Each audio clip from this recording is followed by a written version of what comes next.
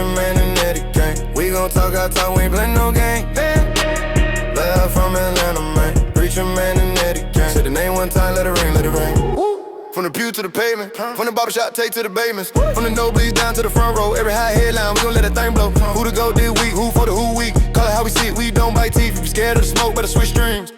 It's just my opinion. Live from Atlanta, man. Preacher man and Eddie gang. We gon' talk our talk, we ain't play no game. Live from Atlanta, man. Preacher man and Eddie gang. Turn your volume up, yeah, the show just came.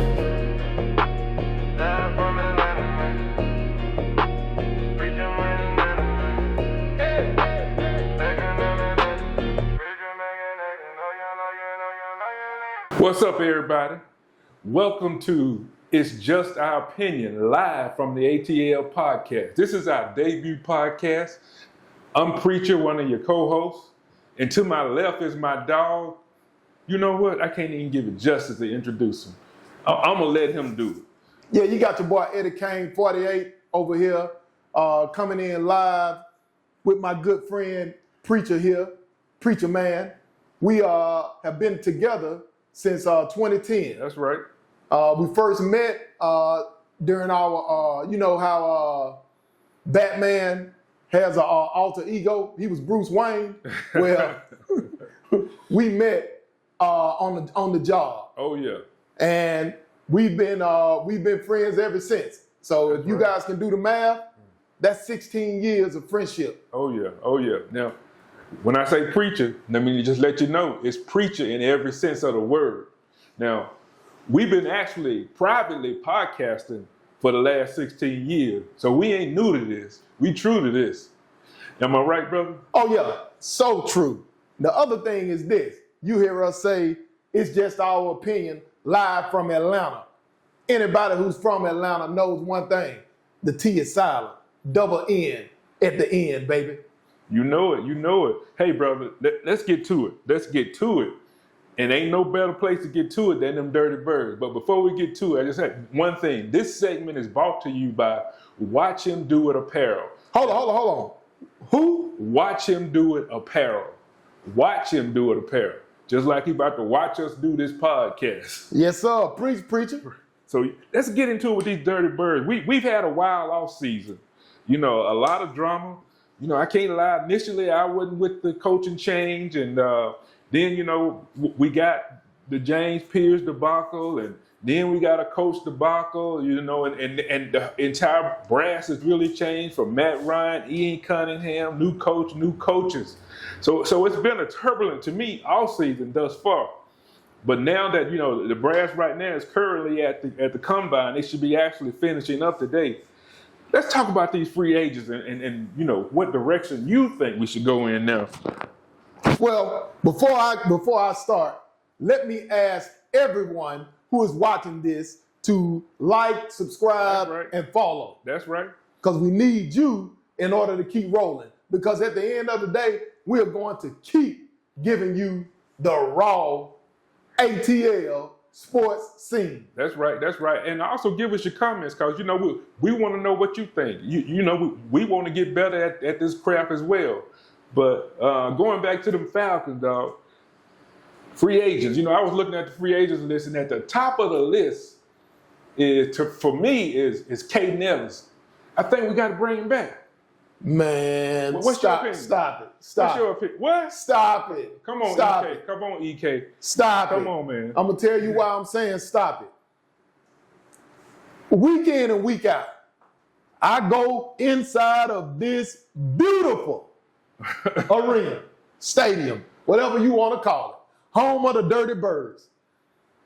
And we had gotten Diablo through free agency last year. Hey, Diablo was as good as advertised. This is the thing that we fail to realize when it comes to Caden Ellis. What's that? Now, Caden Ellis was a reserve linebacker for the Saints.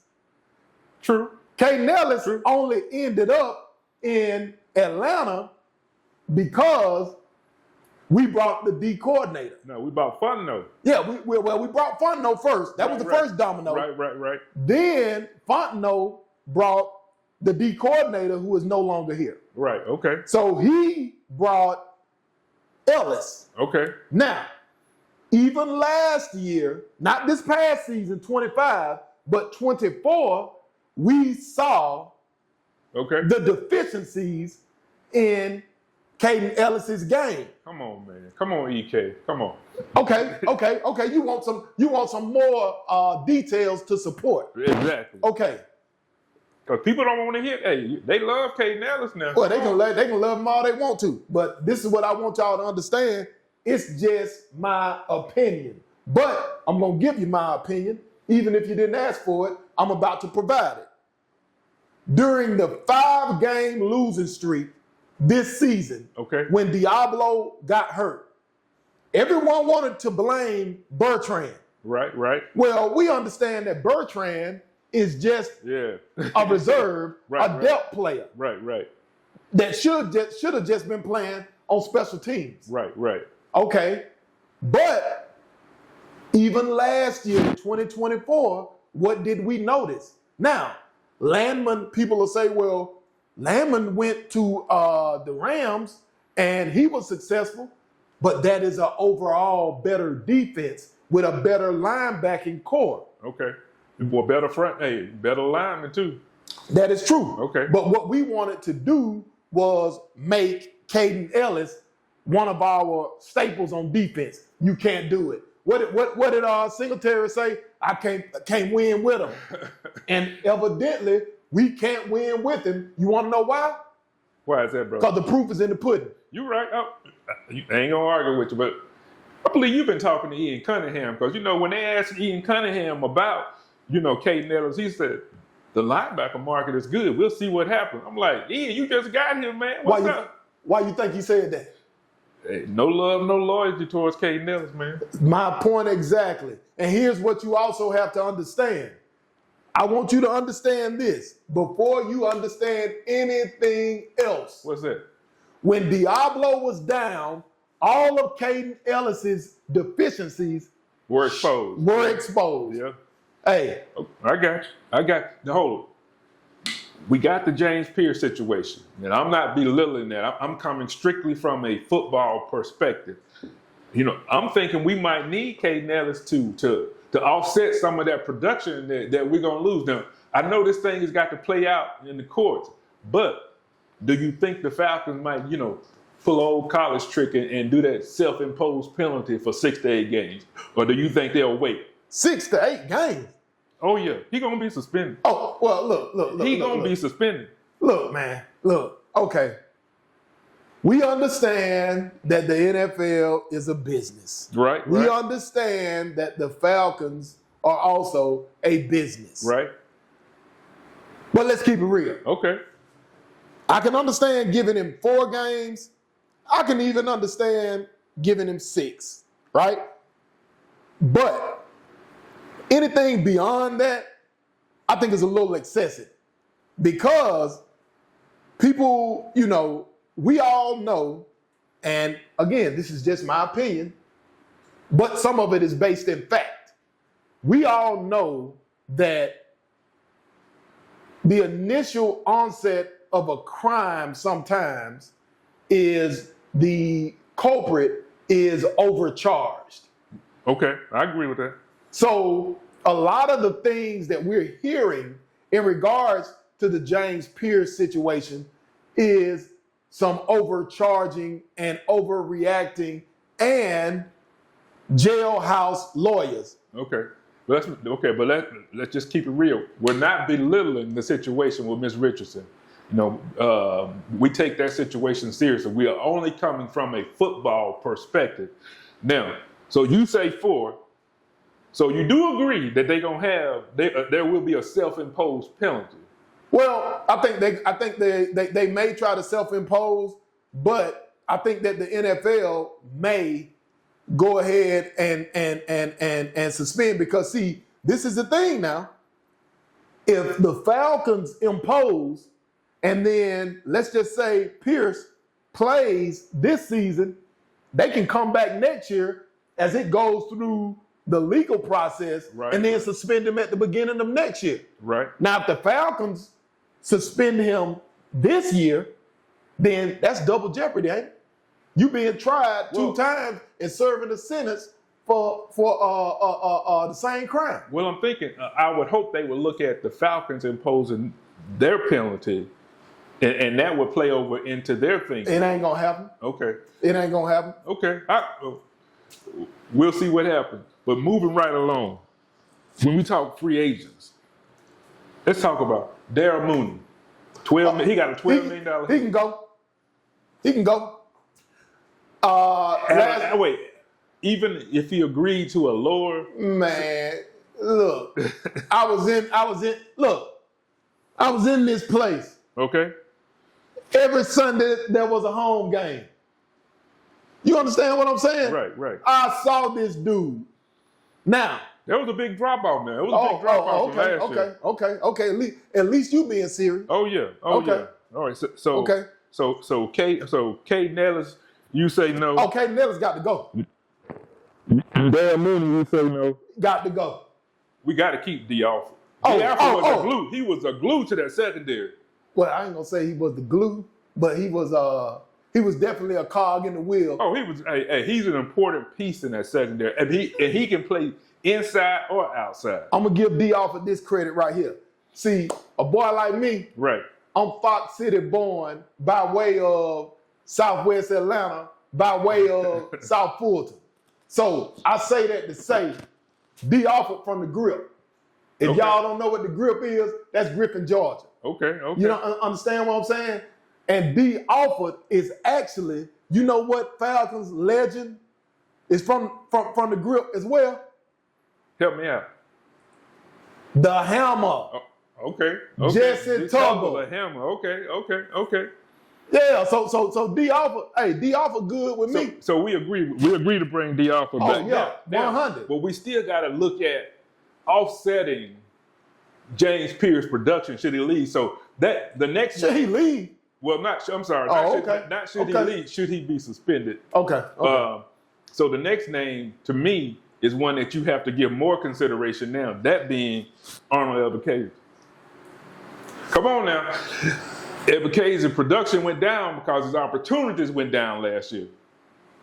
Okay. I'm gonna ride in that car with you for a second. Okay. I'm gonna ride in that car with you for a second. Okay. Now, as it pertains to Arnold Ebiketie, this is what I'll say. Okay. If you can get him on a friendly veterans minimum deal, I don't know what that looks like. A prove it deal. No, not even a prove it, because he's proven. Okay. I'm just saying, I don't know what that looks like financially. Again, let me say, this is just my humble opinion. Exactly. Now, prove it. A prove it deal. We got somebody else on a prove it deal. Who?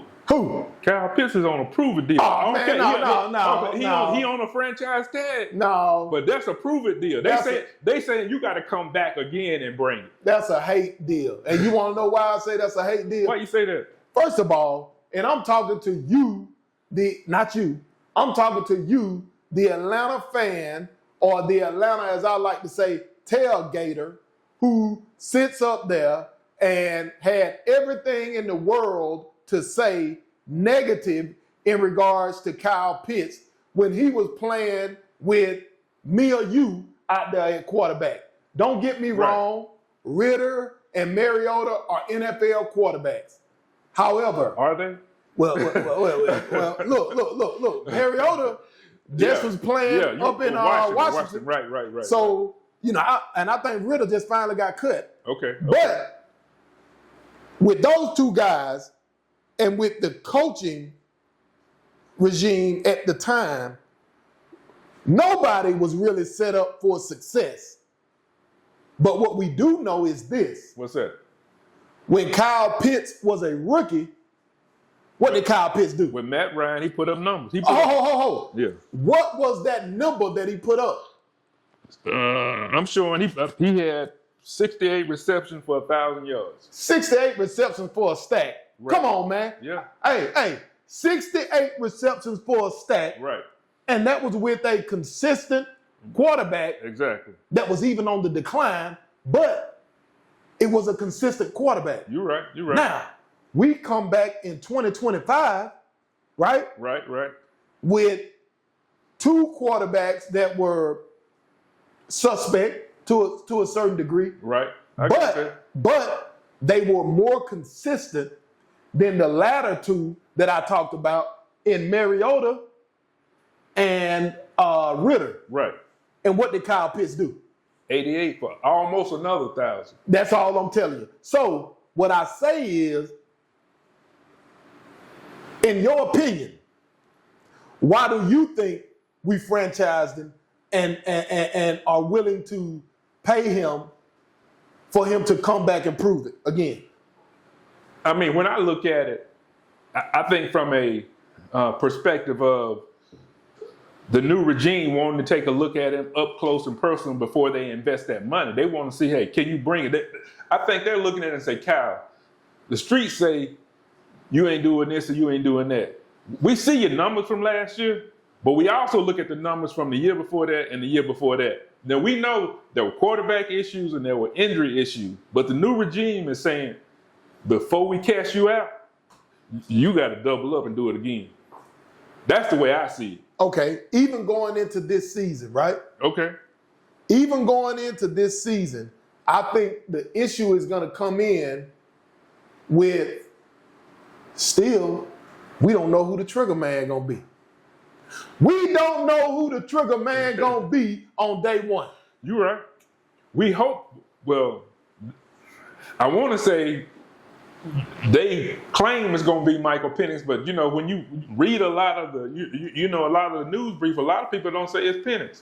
They question his ability. They question his footwork. They question his toughness. Of course, they say he's injury prone, but don't get me started on that because there's a lot of quarterbacks you can consider injury prone. Who you talking about? Joe Burrow? He don't miss 20-some games. that ain't injury prone. Now, I know everybody, people going to be hating on that, but it's just my opinion. Oh, okay.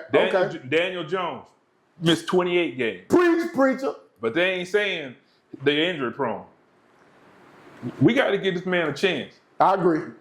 Because when he came out of Washington, and man, he was slinging that ball when Raheem and Thunder went to Washington in that bad weather, rainy weather. Man, hey, everybody was saying he had that touch.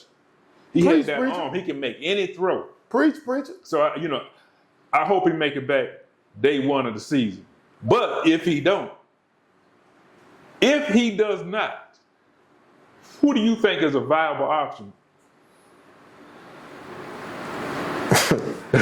Uh-oh. As I stated, I'm representing South Fulton. Malik Willis. We should have drafted Malik. We should have drafted Malik when he was coming out of Liberty. But you know why we didn't do it? Because we decided to go with Desmond Ritter. Hold on, EK. Hold on. What kind of fool would do that? So you bringing in quarterback competition? Hey, I'm bringing in quarterback competition. Okay. For this reason only. And again, this is my opinion. Okay. Because I can't stroke no check. I can't do nothing. But I'll tell you this. The reason why I'm bringing in Malik is this. Malik has played in the elements. He has not spent his career in one of these. You're right. Y'all know what this is? This beautiful building right here. It's called a controlled temperature environment. In front of his home folk. In front of his home folk. Represent for South Fulton. Huh? Talk to me. Hey, competition is good. Better yet. Competition is good. He went to Westlake, y'all. That's right. He went to Westlake. Competition is good. Hey, I know we need to get to the next segment, but we know one of the deficiencies on this team is the offense. We need some receivers in the room. I'm going to tell you who I like in the draft, and I think he'll be there. Oh, Lord. We know who this is, y'all. Jeremy Bernard from Alabama. You surprised me on that one. Oh, I'm coming back to Branch. I know what you're thinking. Jeremy Bernard. He played with Penix for 1 year at Washington before he transferred. Yeah. He got Debo-like skills. He also can hand it off to him. What's his measurables? I think he's 6 foot. 6 foot. Hold on. Keep talking. I'll look it up. Yeah, I'm pretty sure he ran like a four something 40 at the combine. But I think he would be. Actually, he's 6'1". He's 6'1", 204. Oh, okay, he's a pretty big guy. Yeah.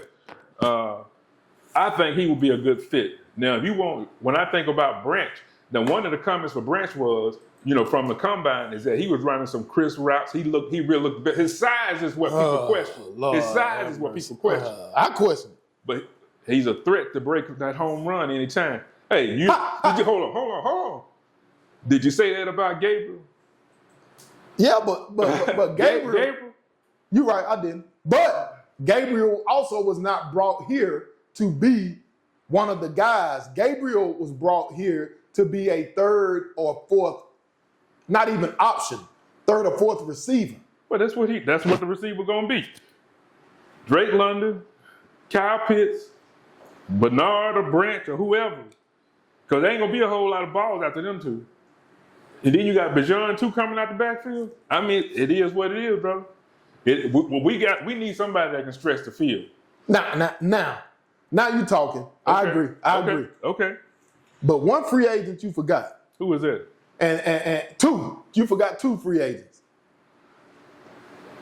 We didn't treat him right. Who was that? He had a stack his rookie year as well. He had a stack his rookie year. Who was that? Tyler Algiers. If you ever been inside here on a Sunday, when that boy get to rolling, you know what the PA announcer say? What's that? Give the ball to Tyler. I agree with you on that. I don't disagree. I would love to have Thunder and Lightning, however you want to put them together. But at the end of the day, Algier got to get paid, man. He does. Not only get paid, he want them touches. He does. I mean, the reason why I can't really argue with it about him leaving, it was just one of those situations where we hitched our wagon to Bijan Robinson, and we made the decision to say, hey, he's going to be the bell cow no matter what. Right. And to me, Algiers is going to do great on the open market. Oh, yeah. Because he doesn't have much tread worn off of his tire. That's right. But he can get you 1,000 yards. Oh, yeah, hands down. Easily. And then we also are cutting bait with a Pro Bowl special teamer. Kadar Hodge. Hey, give it up for the boy that went to PV. Give it up to the boy that went to PV. I feel you on that. Man, I don't know what happened in that wide receiver room last year. You know what? You know what happened. You know what happened, and I do too. I hear you was gone first, and that's what I'm telling you. It kind of fell apart. And I was at that game up in Charlotte when we looked like a hot piece of garbage.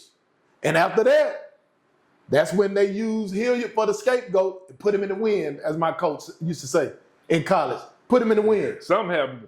Hey, we'll find out about it 2 years later in somebody's podcast, but something happened, man. That's true. That's true. How is it we went from, number one, Ike Hilliard was personally picked by Raheem. Yeah. And all of a sudden, you drop your boy a couple of games into the season? Yeah. But yeah, put them seals on. Oh yeah. Not only him, so that was Ike Hilliard. What's the other receiver we? Ray McLeod. Ray McLeod. Man. Yeah, but Ray ain't with nobody right now. He was getting some DNP. Yeah, no, right. He was getting DNP's coach's decision. I'm like, hey, and then he got the don't let the door hit you with a good Lord split you. Exactly. Now, on your boy Kadar Hodge, a lot of people underestimate the value of a great, special teams player. So I think he will be missed, but I think we can make up for it. Now, I know how you have this, this love for the HBCU players. We're gonna come back to him. Okay. But you know what? Let's talk about them Hawks. Let's talk about them Hawks. Hey, tonight they got the Portland Trailblazers. 6 o'clock. Hold on. Okay, we can't see that. Yeah. But for those of y'all who are familiar with our city, the Atlanta Hawks are somewhere somewhere over there. Over that way. Matter of fact, right over there. Oh yeah. Right over there. They over there somewhere. Couple of hours, they will be at it against the Portland Trail Blazers. 6 o'clock. Now hold it. Let me ask you this, EK. Are we a play in, or play out, or are we a number 6 seed? Come on now. Sometimes, sometimes when you're a man of my caliber, you can't do nothing but shake your head and shrug your shoulders. I'm shaking my head because right now, we are what our record says we are. That's right. And Play in. And we ain't drinking no gin. I'm drinking high quality H2O. I got you. Now, this team looks drastically different from the start of the season. This team looks drastically different from January. Now, much love to my boy. They traded him. I wasn't feeling it. Yo guy. Hey, y'all know Ice Trey. Well, guess what? I wasn't feeling it. What happened to ice when you put it in a hot room? What does it do? Melt. Come on, man. Melt. Hey. So y'all forget 2021 when Ice Trey took man, it. come on, man. I don't want to hear The Hawks failed Ice Trey. Man, They no. failed Ice Trey. He failed us. Nah, man, they ain't put Okay. they ain't put no talent around. Well, I'm gonna tell you. Come on now, they ain't put no talent around. In my opinion, Okay. live from Atlanta, you heard it here first. We did not fail Trey Young. Trey Baby How Young. He failed us. I'm gonna tell you, I knew Trey Young wasn't bought in when Trey Young went and bought a $20 million crib in LA. Come on, man. Hey, man, that was just a real estate investment. Okay. Trey, hey, we miss Ice Trey, but I'm gonna leave it alone because I do see the vision, the long-term vision, you know, of where this organization is trying to go. Now, I can't, you know, when we talk about coaching, I ain't sold on Quinn. Well, look, if we had agreed on one thing today, We agree on that. we agree on that. Okay. I'm not sold on Quinn, his friend, or Jeremy Lin. I got you.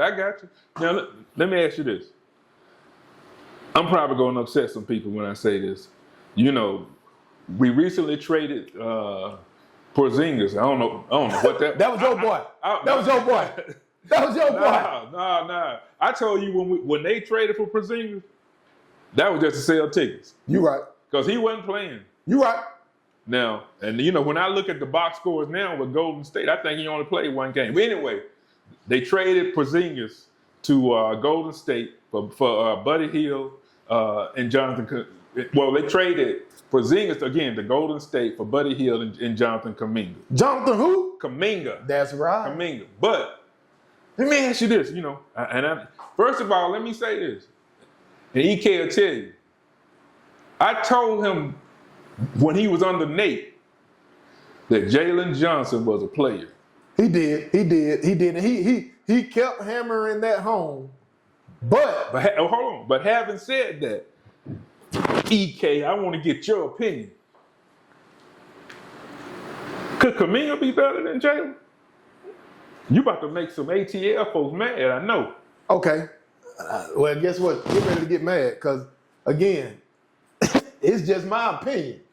But I'll tell you this.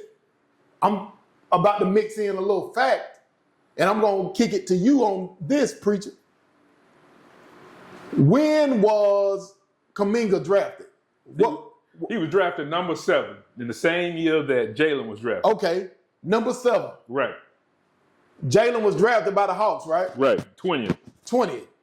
Man, that's a 13 space gap. Right.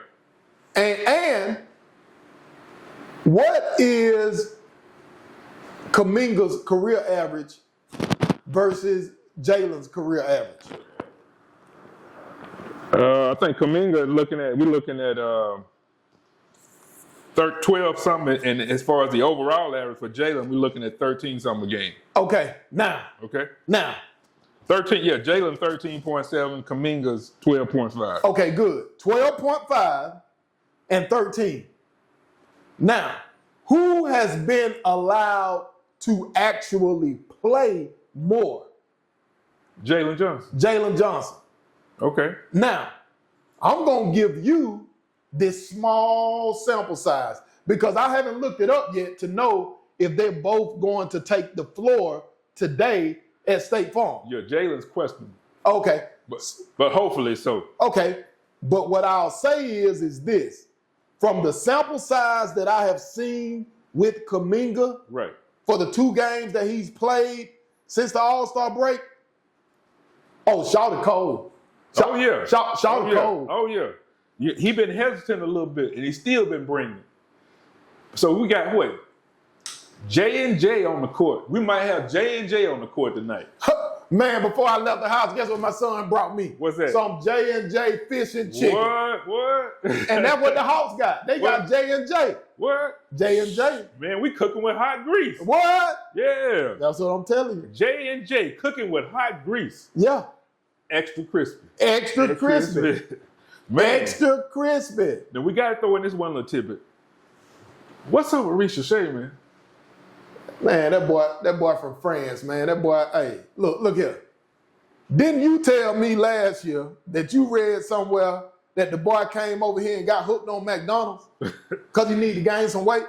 Hey, that's the report I read. And didn't you go out to Vegas to Summer League when he first got drafted? Exactly. You took photos and called me and said, "Hey, man, this boy's a beanpole."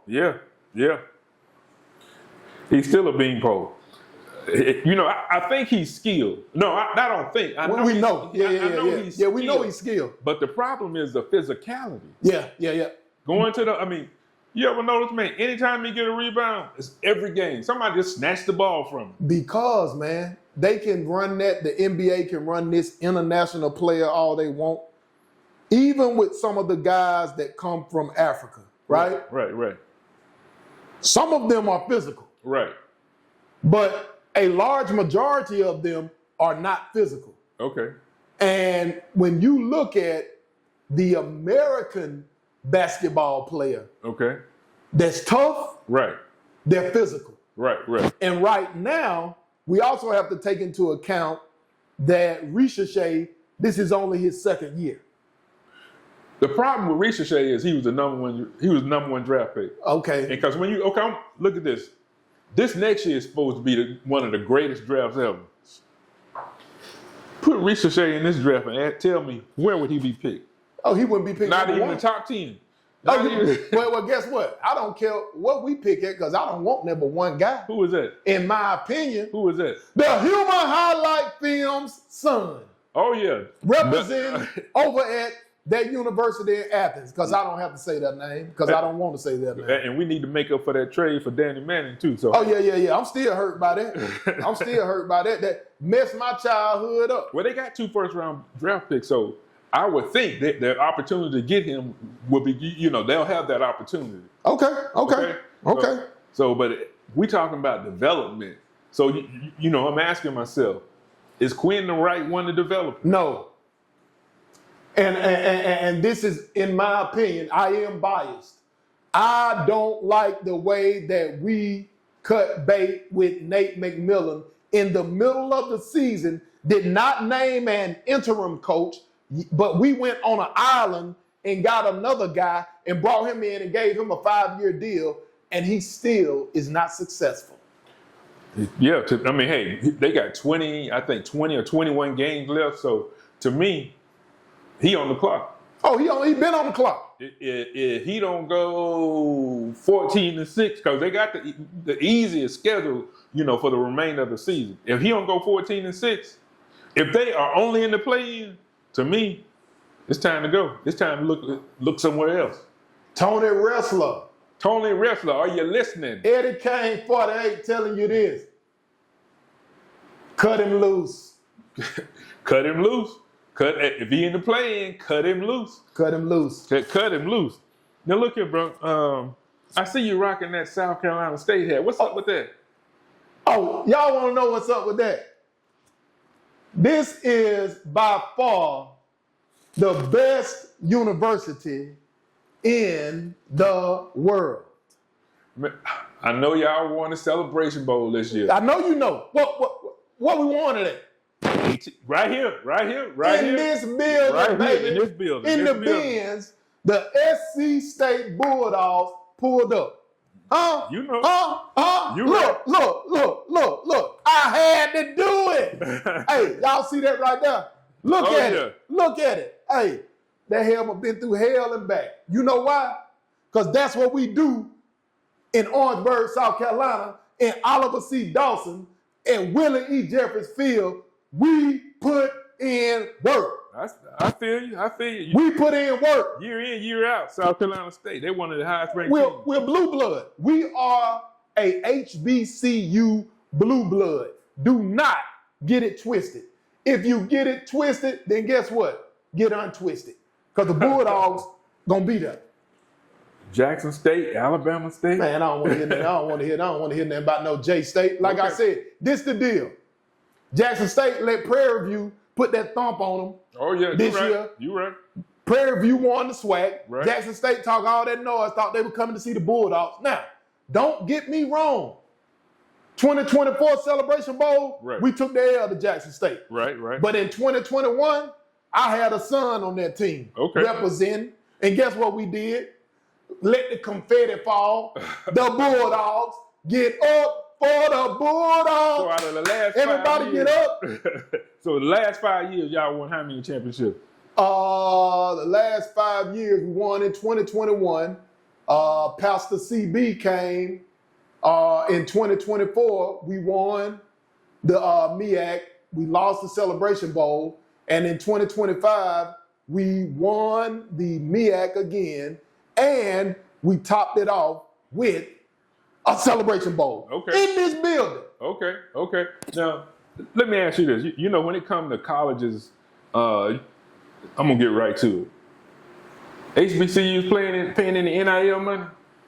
Look, I don't know what everybody else doing, but I know South Carolina State, we giving a little money. Okay. We giving a little money. Okay. Huh? Okay.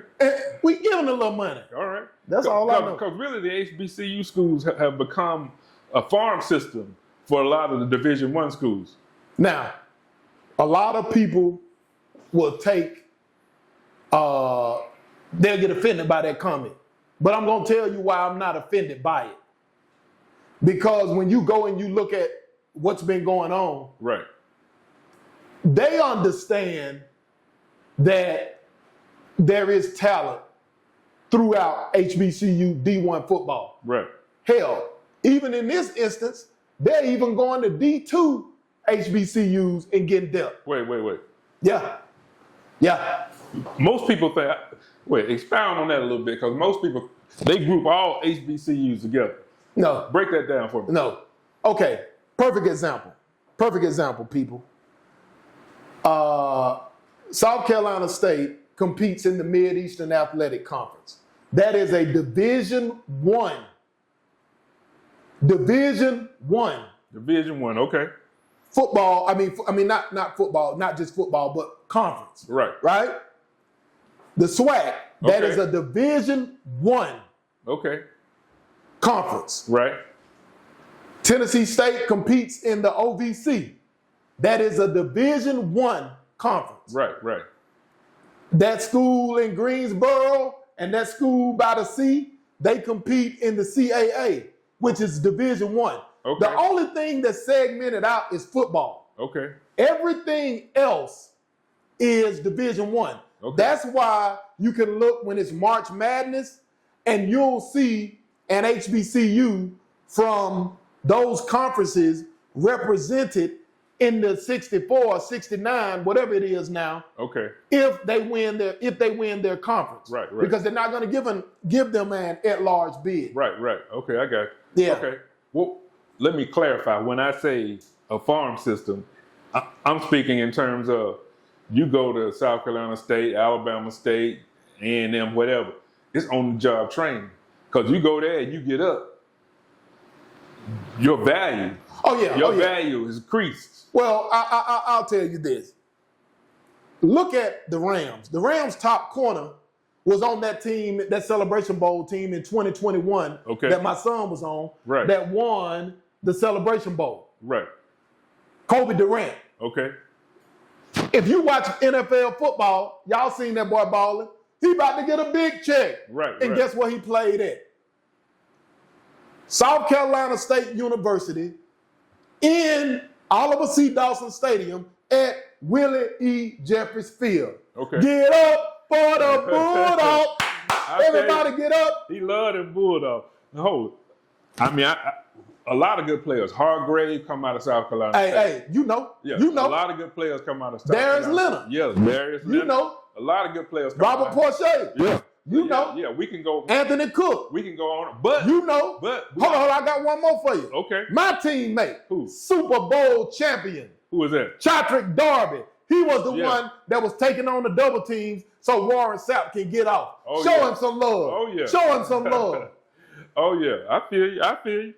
But what I'm saying is, when I look, because now when I'm going through ESPN or whatever, and I'm looking at stats, and I look at a certain player, first thing I do is hit stats. Because Yeah. when I hit stats, it tells me every team they played for.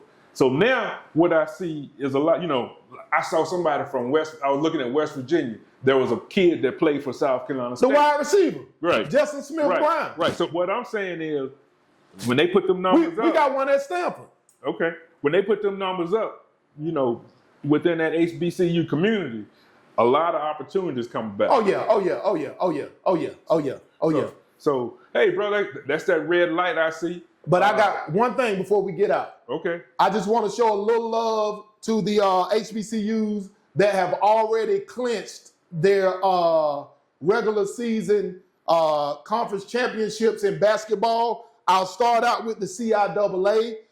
Fayetteville men's basketball team, they won their championship. Okay. Winston-Salem State women, they won their women's basketball championship. Over in the SWAC, Alabama A&M's women, they won the SWAC regular season championship. They'll be heading into their conference championship here in Atlanta. Bethune-Cookman, Okay. they won the men's regular season. But I'm going to give my last shout out to Okay. Tennessee State University. Okay. Tennessee State University competes in the OVC. Right. They're the only HBCU in that conference. Tennessee State, for the first time in 3 decades, 30 years, they won the regular season championship. So I want to give them a hand. Oh yeah. Go Big Blue. Blue and white. The blue and white. Yes, sir. Yes, sir. Right. Well, again, we got that red light. Our time is up. Before we leave, brother, let's just remind them of one thing. Know what that is? What? It's just our opinion. Live from Atlanta, GA.